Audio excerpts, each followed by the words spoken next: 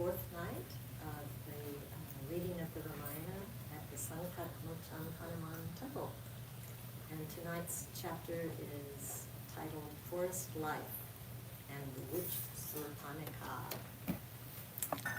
Ram led the way into the depths of the Dandaka forest.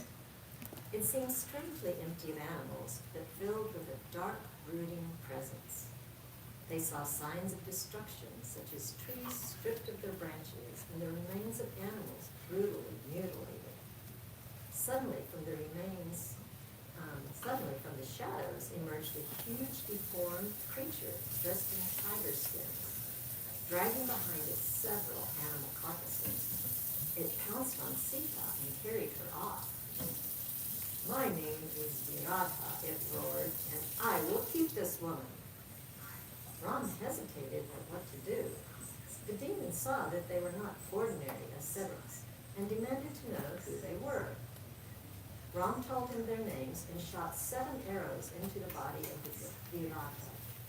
In fury, the demon released Sita and charged upon the 2 brothers. They rained arrows upon him, but he merely laughed and shrugged them off. "No weapon can hurt me. I was once a celestial being, but now I'm cursed to live as a man-eater. Only Ram, the son of Dasarat, can free me. Now, Ram, you are here, so please kill me and release me from this curse." He told Ram to bury him alive, as this was the only way he could be killed.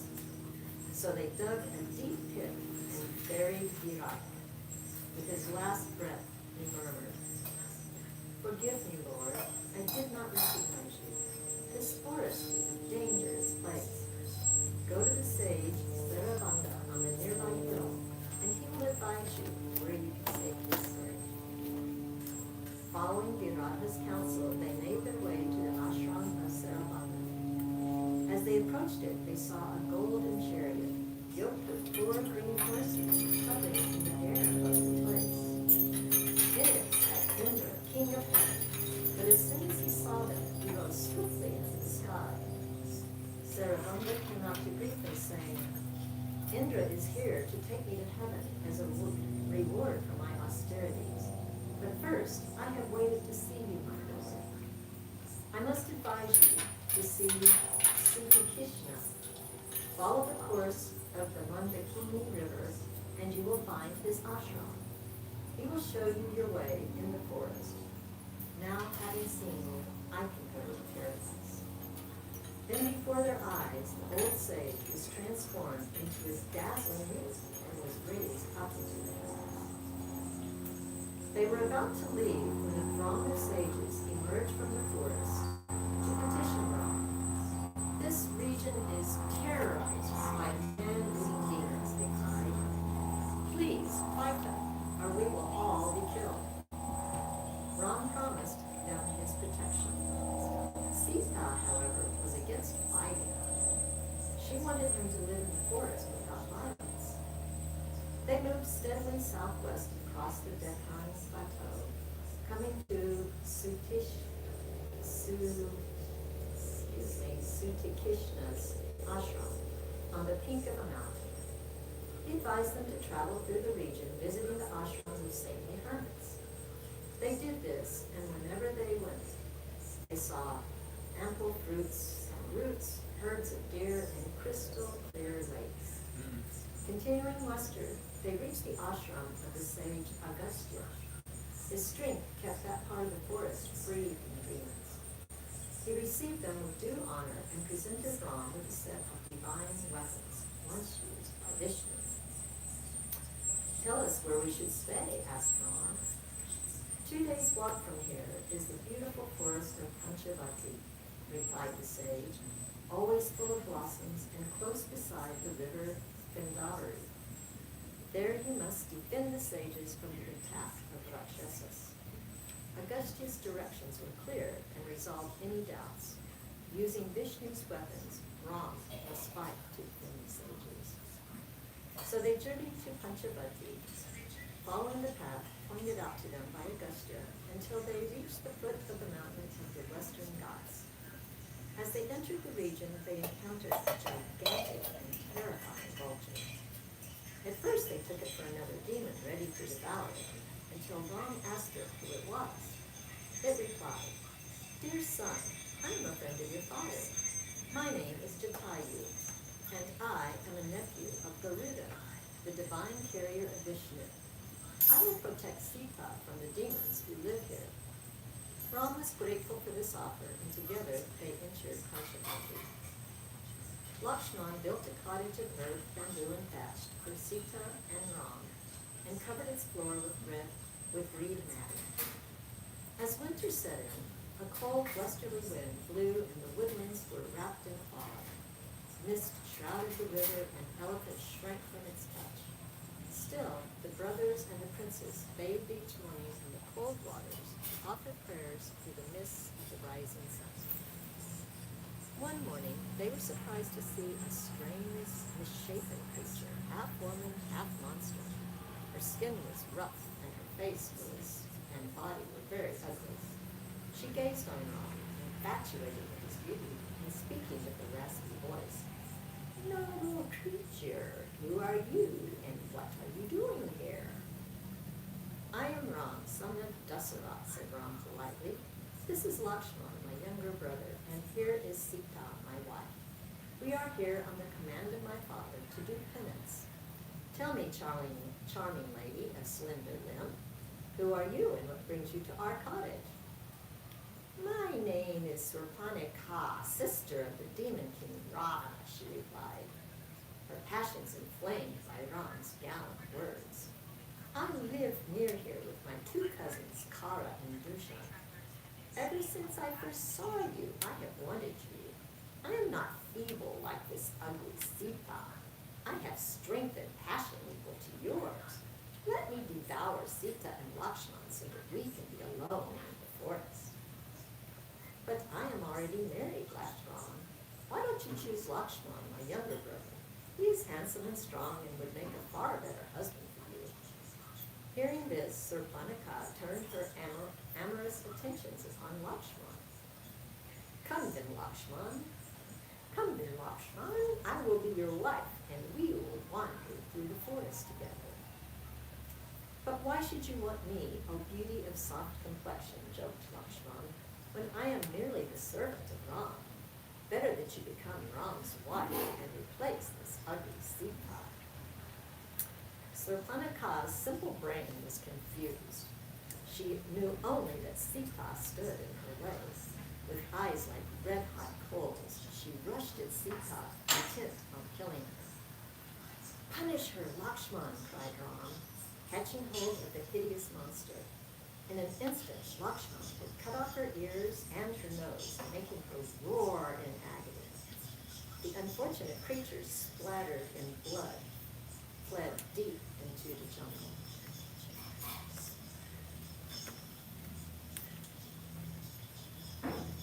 Surpanaka flew straight to her cousin, Kara, and threw herself on the ground in front of him, bleeding and sobbing.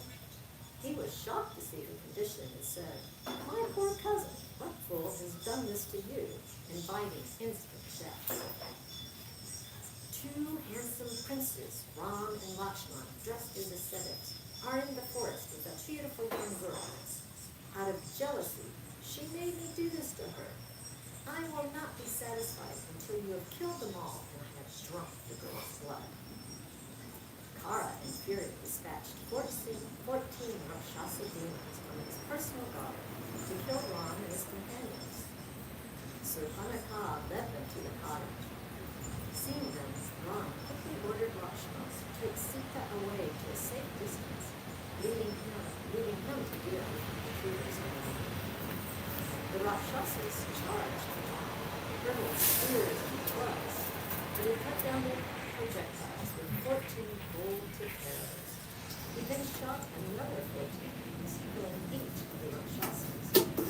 Surpanaka, pale and shaken, escaped and hurried back to tell her cousin. "I have sent my soldiers to avenge you," growled Kara, "so why are you now rolling on the ground like a wounded serpent?" "I have seen a terrible thing," said Surpanaka. "Those brave demons of yours have all been slaved by Ram. He killed them as easily as a lion kills jackals, now I am afraid. This Ram has entered our forest with his sharp arrows, and I don't see how you can stand up to him. We will all be killed. What are you going to do? Stop your tears, cousin, assured Kara, biting his lip in rage. Today I will send Ram to the abode of death. Kara ordered his brother Dushan to bring an army of 14,000 Rakshasas. He ascended his gold chariot, engraved with alligators, wounds, and stars, and wheels encrusted with jewels, and hung about with bells. Looking like death personified, he rode through the jungle with his dreaded army, bristling with clubs, spears, javelins, swords, axes, and scimitars. On his way, his left arm throbbed and his eyes dimmed with tears. He saw a red halo around the sun, and darkness enveloped him even though it was daytime. His horses slipped on the road, and a vulture perched upon his flagpole. What do I care for these bad omens, shrieked Kara. Nothing can stand in my way. He encouraged his army to go forward with a great battle roar. Ram, meanwhile, experienced good omens. His right arm, favorable birds perched on nearby branches, and Lakshman's face shone brightly. At the approach of the demon army, he ordered Lakshman to take Sita to a safe place. Divine beings gathered anxiously in the sky to watch. The ensigns of the demons came into view with much shouting and clashing of swords on shields. Ram stood alone, holding his bow tightly before him, his knuckles white, his eyes pinpointed on the approaching army, his arrows at the ready. His usually gentle face was suffused with anger, and he shone like a white-hot flame. Kara surrounded Ram with his troops. Thousands of weapons of all description rained down on the solitary hero. Ram was besieged like a mountain peak, enveloped in storm clouds, but he stood firm and poured arrows from his bow, intercepting the incoming weapons and absorbing their fury as the ocean absorbs a river in a flood. His bow seemed permanently bent in a great arc as his arrows struck the hearts of the demons. He split their bows, cut their ensigns, and destroyed their chariots, driving them back to Kara for protection. Dushan, Kara's brother and general, rallied the demons and led a fresh assault. Arrows, clubs, uprooted trees, and boulders fell on Ram from all sides. He invoked a celestial weapon, which threw back the entire host.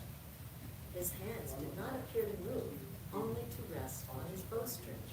Yet thousands of razor-sharp arrows streamed from his bow, hiding the sun. Ram gradually reduced the demons until the ground was strewn thickly with helmets, broken weapons, and broken bodies. Out of this carnage rushed Dushan, armed with an enormous gold-plated club spiked with iron, capable of flattening a whole army. But Ram's arrows cut off his arms and killed him. Trisira, Kara's greatest champion, terrible to look at with 3 heads, advanced like a black storm cloud, emitting torrents of arrows and roaring like thunder. He clashed with Ram as a lion clashes with an elephant, wounding him on the forehead. Enraged, Ram released arrows, destroying his chariot and cutting off his 3 heads. Blood spurted from his severed trunk as he fell dead, and his cohorts fled terrified into the forest. Now it was Kara's turn. With fear in his heart, he discharged magical weapons into the sky and charged at Ram as a moth is drawn into a fire. He pierced Ram with many arrows and split his bow, but Ram felt the arrows as an elephant feels the striking of a goad. He took up the diamond-studded bow of Vishnu, given to him by Agastya, and released 19 deadly shafts. 6 pierced Kara's head, arms, and chest. 12 shattered his chariots and killed his chariot driver and horses, and 1 struck him in the heart, knocking him to the ground. You have persecuted holy men of the forest for mere sport, said Ram. Now reap the reward of your sinful deeds. The sages you killed are watching this fight from the sky. Now they will see you dispatched to hell. But Kara stood firm with his huge mace. What is the use of your boastful words when I am about to kill you, he retorted.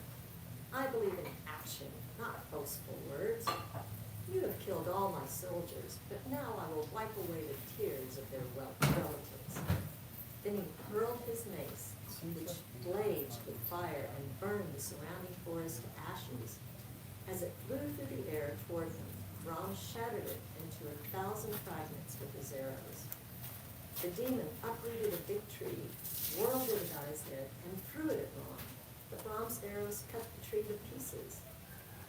Filled with anger, he pierced Kara with countless arrow shafts.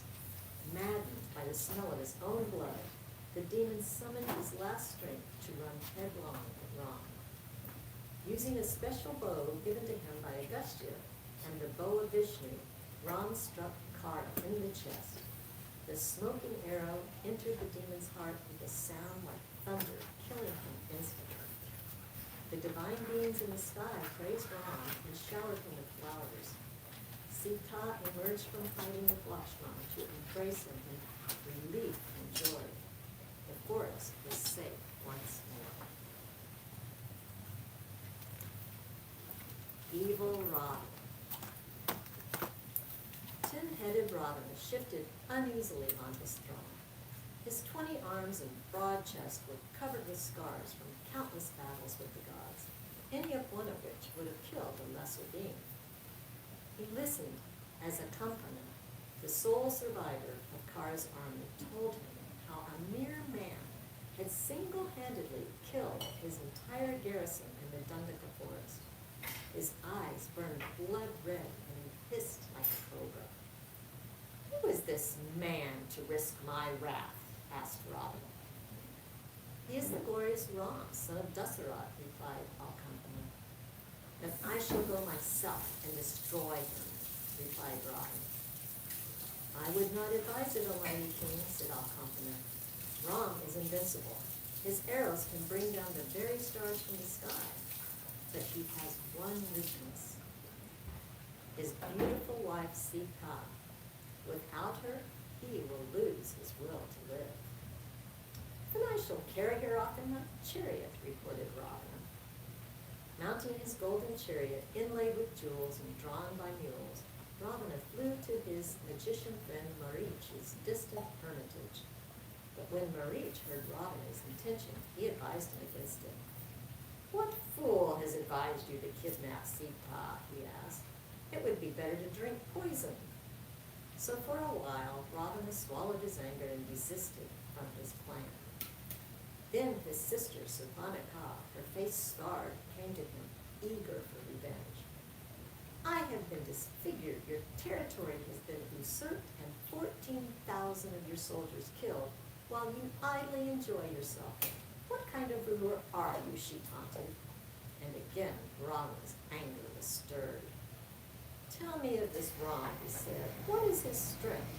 How does he fight? Is it he who has disfigured you? Ram is handsome like the god of love, but his arrows bite like serpents, replied Surpanaka. I could not see when he took arrows from his quiver, when he bent his bow, or when he released them. I could only see our soldiers fall like a field of corn before a hailstorm. In an hour and a half, we killed 14,000 of them. His brother Lakshman did this atrocity to me on account of Sita, his beautiful wife. She presides over the forest like a goddess, and her beauty surpasses the whole creation. She is a worthy consort for you. Take her for your own and be avenged on Rama. In his fury, Ravana again approached Marich for help in kidnapping Sita.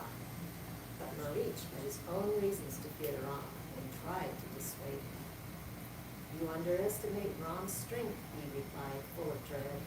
You will never succeed in taking Sita any more than you could steal the brilliance from the sun.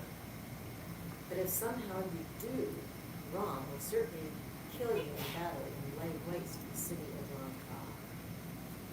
I did not ask your opinion, Robin replied sharply. I merely asked your help. Go to Dundaka Forest and use your magical art to take the shape of a golden deer. Show yourself to Sita, who will surely ask Ram to catch you. Then, while he is away, mimic his voice to call Lakshman. While Sita is unprotected, I will catch her. Forget Sita, or you condemn us both to death with this perilous plan, Maricha rasped, his voice dry with fear. Do as I ask, or fail me and your life is worth nothing. I do not keep traitors. Risk death from Ram, or accept death certain from me. The choice is yours. Very well, I will accept death from Ram, which will be better than death from you. But I warn you, when he has killed me, he will come for you and destroy your kingdom. But you will not heed my words. A person who is destined to die does not accept advice from friends. Then let us leave, pronounced Ram. And together they boarded his chariot and sped to Dundaka Forest. The Golden Deer. Sita had gone a little way from the cottage to collect flowers when she caught sight of a beautiful golden deer among the trees. It was unlike any she had seen before, with horns glinting like sapphire, hoofs like gems, and golden flanks spotted with silver. It pranced and spun in circles, then cocked its head to gaze at her. She was captivated. Ram, Lakshman, do look. The brothers saw the deer, but Lakshman, ever vigilant, was suspicious. Beware, Ram, this is no real deer. It is an illusion of the demon Marich, who practices this deception to lure his prey. He has killed and eaten many this way. But it is so beautiful, said Sita. Do catch it for me, my lord, and we can keep it as a pet. Or you could kill it and we will sit on its golden skin. You will have this deer, alive or dead, promised Ram. If, as Lakshman says, it turns out to be Marich, I will slay him just as he has slain so many. Ram made Lakshman stay with Sita to protect her, then took up his bow in pursuit of the deer. He tried to capture it, but it fled deep into the forest, luring her far from the cottage. Growing uneasy, he decided to kill it and sent a flaming arrow into its heart. Struck to the core and on the point of dying, Marich shed the illusory shape of the golden deer and revealed his true monstrous form. In agony he cried out, mimicking Ram's voice, Alas, Sita, Lakshman, help me, and gave up his life. The forest fell silent. Ram felt his heart grow cold with fear for Sita. He sped back in the direction of the cottage. Sita and Lakshman heard the plaintive cry, and Sita appealed to him to go and help Ram, but Lakshman did not stir. Why don't you go? Princess, there is no need. Your husband is invincible, and no one, demon or god, can harm him. What you hear is not Ram's voice, but a trick of Marich. Ram has ordered me to protect you, and I cannot leave you here alone. Are you Ram's enemy that you want him to die so that you can possess me? Cried Sita in outrage. Is it me you've wanted all this time? A deceitful and cruel man. Her words cut Lakshman too quick. Very well, I'll go to Ram, he spoke in anger and hurt. But you are in great danger. May the woodland deities protect you. And he was gone, leaving Sita streaming tears and beating her breast. As night follows day, the coming of Ravana followed Lakshman's departure. Disguised in the saffron robes of an ascetic, he advanced through the trees toward the cottage. As he did so, the birds fell silent and the air went still. He saw Sita on the ground in front of her cottage, her moonlight face bathed in tears, and he was smitten by arrow of love. Oh, delicate lady, I am enchanted by your slender waist and broad hips and round breasts. I have never seen such loveliness. Who are you and why are you alone in this dangerous forest? Confused and afraid, Sita did her best to receive the mendicant with due respect, offering him a seat and giving him food and water. As she did so, she looked around nervously for Ram or Lakshman, but saw only the dense green forest spread in all directions. She introduced herself and asked who he was. His answer terrified her. I am tin-headed Ravana, feared by all the gods. My capital across the sea is Lanka, the most beautiful and best fortified city in the universe. Come and live there with me, where 5,000 maids will serve you. Forget Ram. He is not even equal to my little finger. I am the devoted wife of Ram, protested Sita, who is a lion among men. Besides him, you are a jackal and can never hope to have him. Her body shook with fear. You may think yourself invisible, but if you take me, your life is at an end.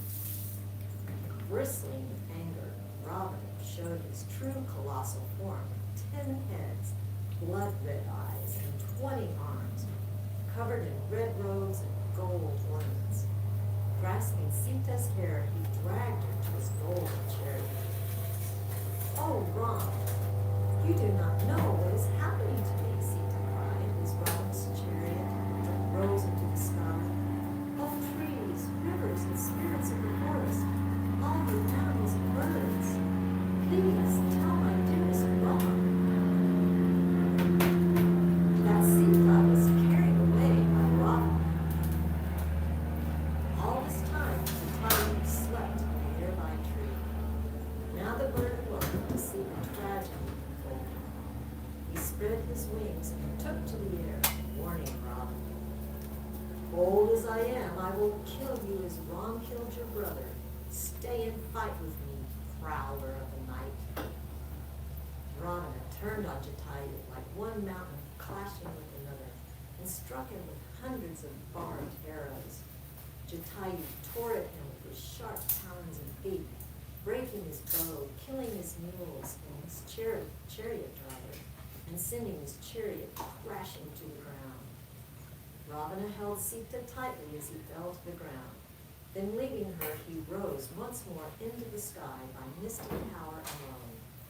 Jatayu swooped upon his back and slashed at his head and shoulder, tearing off his 20 arms. But as each arm was lost, another one grew in its place. The aged Jatayu grew tired, while Ravana's fury intensified. He severed Jatayu's wings and he fell to the ground, able to rise no more. Sita cried bitterly and embraced Jatayu as he lay dying. She tried to flee, but laughing, the cruel monster took her by her hair a second time and lifted her up into the darkening sky. In the heavens the gods watched. Our purpose is accomplished, they said grimly. His destruction is now certain.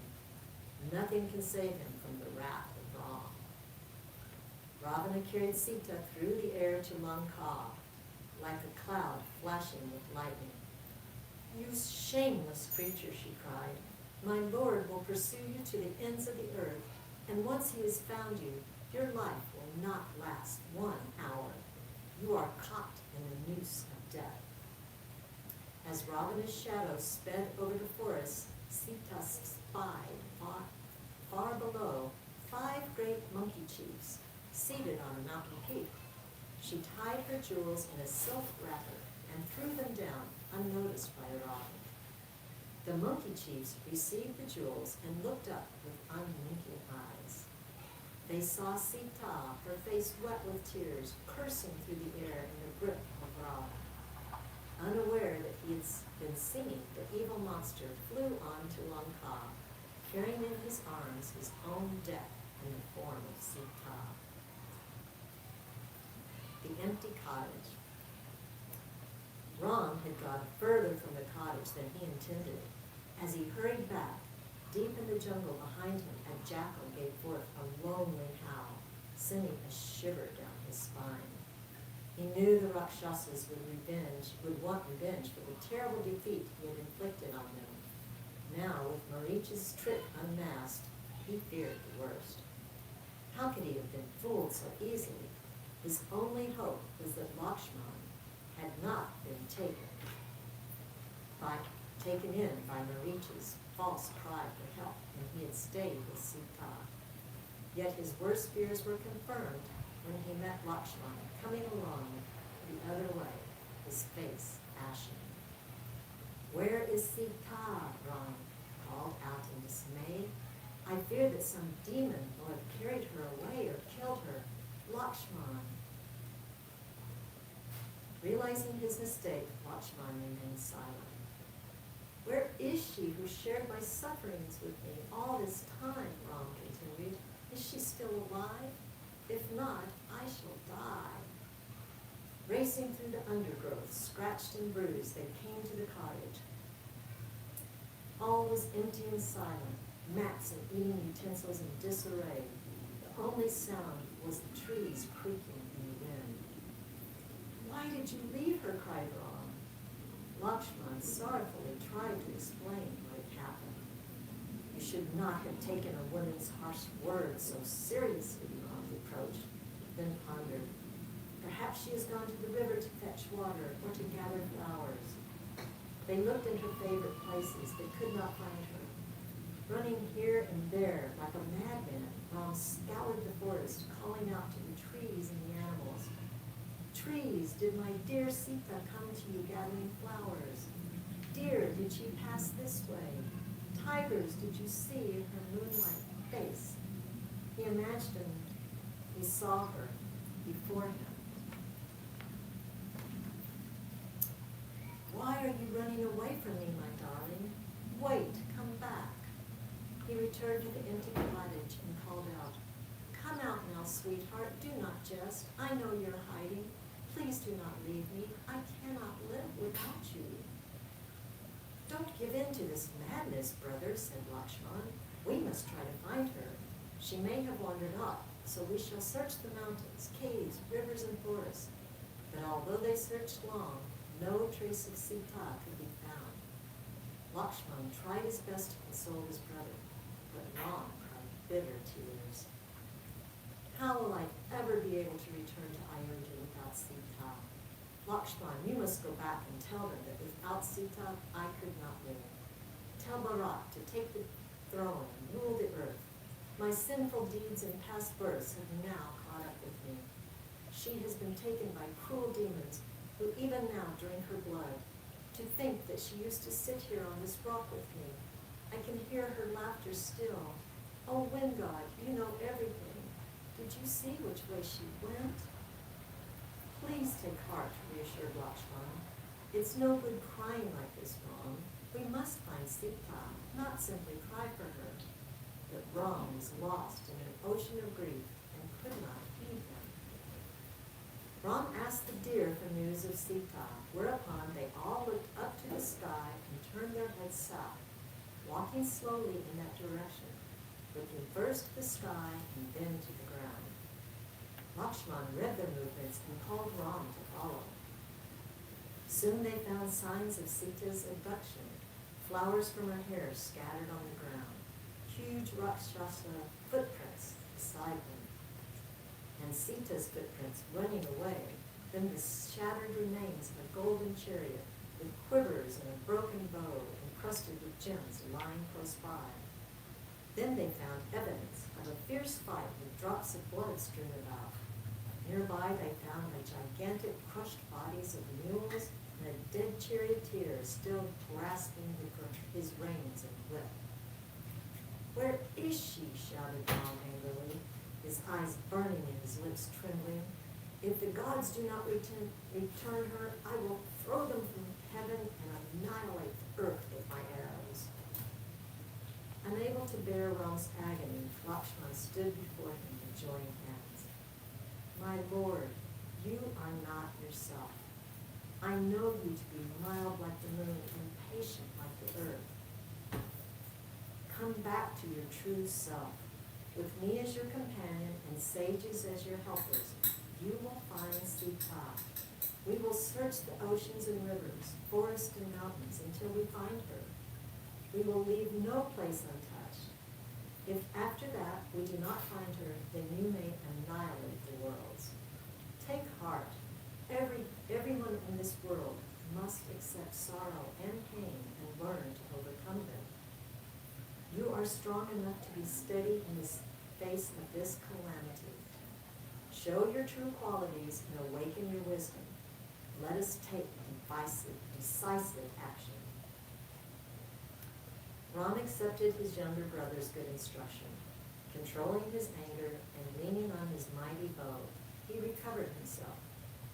What shall we do then, good brother? Let us first search the entire region. Gorges, chasms, valleys, and caves, all the places loved by humans, then consider what else to do.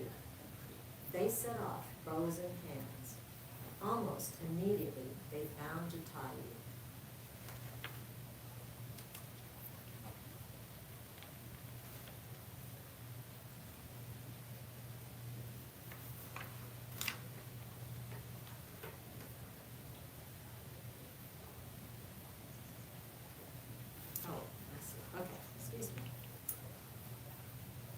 Jatayu was lying on the ground like a fallen mountain.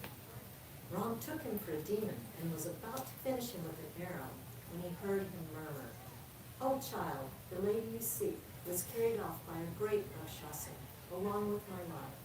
I tried to stop him, but he got the best of me. I killed his charioteer and destroyed his chariot, but now he has flown into the south with Sita." Who was he? Asked Ram desperately, seeing Jatayu's life moving fast. And where did he take her? It was the evil Ravana, the half-brother of Kubera, whispered Jatayu, his voice fading. Speak more, begged Ram, but Jatayu had breathed his last. This king of the birds was a great soul, Lakshman, who sacrificed his life for my service, said Ram. Souls such as this can be found even among birds and animals. He was my devoted servant, and his passing pains me as much as the loss of Sita. Fetch some wood so that we may give him a worthy cremation, and help him attain the reward for his great sacrifice. They burned Jatayu's remains and chanted prayers over them. After bathing in the river, they offered fruits in his memory and found peace in their minds. They then put that place and its memories behind them and set off to the south in search of Sita. The search begins. At first, Ram and Lakshman were confronted with densely tangled jungle. With great difficulty, they managed to penetrate it and find a way to the west, out of the Dandaka forest. They entered another forest filled with a threatening presence. Lakshman's left arm throbbed, and he felt a sense of foreboding. They heard from the heart of the forest a terrible roar. With swords drawn, they went toward it and found a strange and horrifying monster of awesome dimensions. The creature was blue and covered in bristling hairs, without head or legs, but with two enormous arms. In the center of its body was a large mouth filled with sharp teeth, above which blazed a single eye. Ram and Lakshman surveyed it from a good distance, but without approaching them, it suddenly extended its great arms across the intervening space and seized them, squeezing the breath from their bodies. Caught in its grip, they thought that now, after having survived so many calamities, their end had at last come. But as the monster carried them toward its mouth to swallow them, they were able to draw their swords and each sever an arm at the shoulder, rendering it powerless. It spoke to them. Who are you two heroes that have so fearlessly overcome me? This is Ram, son of Emperor Dasarath, and I am Lakshman, his brother. Ram has been exiled to the forest by his father and now seeks Sita, his consort, who is carried away by a Rakshasa. But who are you, and how did you get this terrible form? I will tell you my story, said the monster. I was once Kabanda, a demigod of the heavens, equal in beauty to the sun god himself. For my amusement, I used to terrorize the rishis of the forest in this monstrous form. One day, I assailed a powerful mystic who cursed me to be trapped in this body. I begged him for mercy, and he conceded that when Lord Ram would come and cremate me in a lonely forest, I would regain my former splendor. Since then, I have stayed here in this forest and made it my habit to grab anything that moves in the hope that one day this Ram would fall into my grasp. Now, Lord Ram, you have come to save me, and I await your mercy. If you do what must be done, by burning this body to ashes, I will regain my godly form as well as the ability to give you good advice in your search. Ram and Lakshman readily agreed to help the ogre and asked for help in return. We know that Sita was taken by the Rakshasa king Ravan, but we do not know what he looks like or where he lives. Help us in this. They gathered together wood and built a fire and placed the monster upon it. As its ugly body sizzled and melted into the flames, the celestial Kavanda emerged, a brilliant and joyful, decorated with gorgeous robes and ornaments, and garlanded with unfading flowers. An aerial chariot appeared before him, and he seated himself upon it, illuminating all directions with his effulgence, and then turned to Raman. Listen to my advice, he said.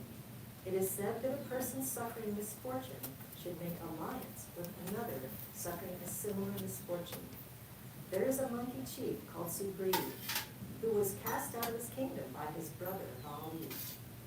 He is a great hero, being the son of Surya, the sun god. He will help you in your quest for Sita. I tell you, his monkeys will search every corner, and whether she is on the pinnacle of heaven or in the depths of the underworld, they will find her and restore her to you after helping you destroy the demon Ravan and his armies. You will find Sugriva by the side of Kampa Lake. From here you must go westwards, passing through forests of abundant fruit trees. You will see places resembling paradise, with dripping honey and nectar-like fruits. Pass over mountain and hill until you reach the lotus-filled lake of Pampa. There you will find the ashram of the saintly woman Sabari, who even now awaits your arrival. After visiting her, look for Sugriva on Rishyamukha hill, to the east of the lake. Even as he spoke, Kavanda began to glow, rising into the heavens, calling, "Seek Sugriva," and was gone. Following the way pointed out to them, the brothers reached the edge of Pampa, and there they saw the hermitage of Sabari. She clasped her feet in joy. "I have kept for you many forest foods. Please come to my ashram," she begged. "Today my life of penance is at last at an end. I have seen you, Lord Ram, who are the greatest of the gods and the flower of humanity. I shall now depart this world in peace." At their request, she showed them around the ashram, which had been home to Matanga and other great sadhus who had already departed this world for the supreme destination. "Now, Lord, permit me to cast off this aged body, long worn out by the practice of penance and prayer. I long to join those great souls who went before me, and whom I served with love." Before their eyes, she entered a mystic fire and was transformed, emerging in its ethereal form, which vanished up into the sky. "By the company of this saintly woman," said Ram, "I feel thoroughly purified. Whatever bad karma we have been suffering has been cleansed, and now our great fortune awaits us, beginning with our meeting with Sugriva." Meanwhile, carrying in his arms his death incarnate, Ravan reached the city of Lanka. He handed Sita to Rakshasa women, telling them to serve her every need. Next, he sent 8 of his most powerful warriors in the Gandhaka forest as spies to keep him informed of Ram's movements. His mind turned to Sita and how to win her love. He showed her his palace, housing thousands of women, with pillars of ivory and crystal, stairways of gold, walls studded with diamonds, and floors inlaid with gems. The city of Lanka covers 800 square miles and is impregnable, he boasted. I command 200 million Raksasas. All of this I give if you will be my queen. Further, I give you Pushpak, the magic spaceship I won from my half-brother Kubera, the treasure of the gods. It will take you anywhere you wish to go with the speed of thought. But come, dear lady, why look so miserable? Sita's face was wet with tears. You have unlawfully kidnapped me, you evil monster, and your death is sealed. You can keep me in chains or put me to death. I will never give myself to you. I will give you 1 year to surrender to me, growled Ravana. After that, my sweet, I will have you cut into pieces and served for my breakfast. Call the Rakshasa woman. Take her to the Ashoka Grove and hold her captive there. Give her no rest, but torment her until she agrees to surrender to me. Sita, thinking only of her Lord, fainted and was carried away. This is the end of tonight's reading. Namaste. Jai Shri Ram. Jai Shri Ram.